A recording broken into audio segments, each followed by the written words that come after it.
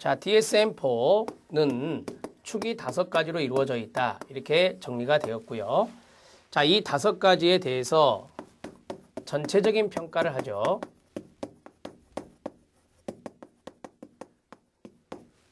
전체적인 평가를 하는데 이게 카프 스케일이다. 카프 척도라고 하죠. 이것을 사용하여 하는데 점수가 낮으면 낮을수록 0점에서 100점인데요. 0점에서 100점인데 점수 낮을수록 심각한 장애다. 이렇게 정리를 할 수 있겠습니다. 간단하게 먼저 정리를 좀 해드렸고요. 자, 축을 보면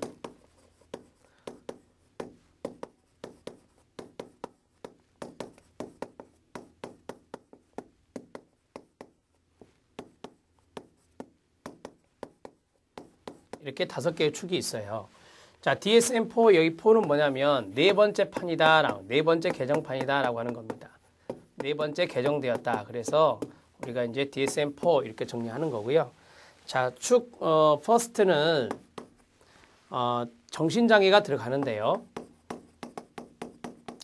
정신적 질환이 들어가는데 무엇이 빠지냐면 성격장애, 우리가 보통 인격장애라고 하기도 하고요. 자, 이거와 정신지체는 제외가 됩니다. 제외가 돼요. 그럼 이 제외된 것이 두 번째로 내려와요. 자, 성격장애 또는 인격장애요. 장애 부분하고 그 다음에 정신지체 또는 정신발달지체라고 하는데요. 이게 들어가고 그 다음에 이제 정신적인 부분이 다 들어갔으니 이제 신체적인 부분이요. 신체적 질환이나 신체적인 장애가 바로 세 번째에 들어가는 겁니다.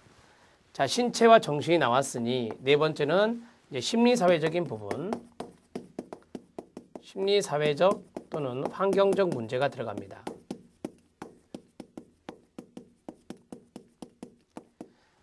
자, 개인적인 부분들을 다 봤고 환경적인 부분을 봤다. 그러면 여기서 이제 전체 기능을 평가하는 거죠. 전체 기능을 평가하는 것이 바로 5번째 축이다. 이렇게 정리를 하시는 거예요. 자, 이 5번째 축은 아까 여기서 말씀드린 대로 카프 스케일을 이용한다 그랬죠. 카프 척도를 이용해서 기능 수준을 평가하는 것이다. 이렇게 정리를 하시면 되겠습니다.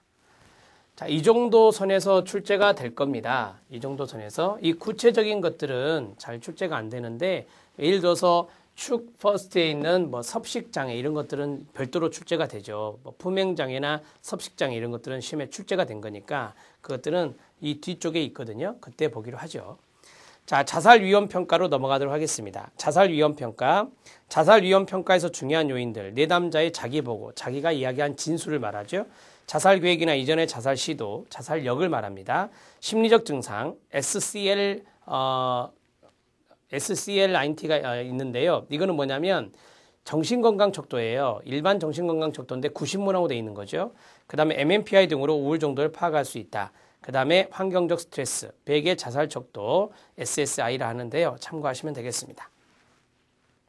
자, 네 번째는 기분장애 중에 우울이 있습니다. 우울. 자, 우울에 동그라미 치시고요.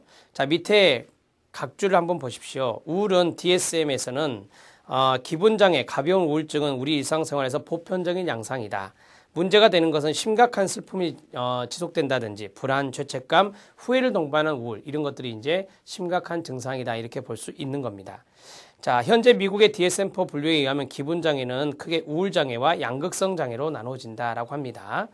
우리가 이제 기분장애 중에 우울을 보려고 하는데 먼저 기분장애에 대해서 이야기하고 있어요. 그래서 기분장애는 두 가지인데 우울장애와 양극성 장애가 있다. 우울장애는 다시 주요 우울장애와 감전부전장애가 있다. 또 다른 분류 방식은 1차성 우울, 그 다음에 2차성 우울인데요. 1차성 우울을 우리가 내인성 우울이라 하는데 외부 원인 없이 생물학적 원인으로 생긴 것이 바로 내인성이라 하고요. 2차성 우울은 신체 질환이나 약물, 생활사건, 정신질환과 관련된 것으로 이중 심리적인 원인에 의한 것을 반응성 우울이다 이렇게 이야기합니다. 자, 이런 분류도 있다 이렇게 정리를 하시면 되겠습니다. 자, 원인이 있는데요. 원인은 가족 중에 기분장애가 있을 경우에 발병 확률이 확률이 없을 경우보다 양극성 장애의 경우에는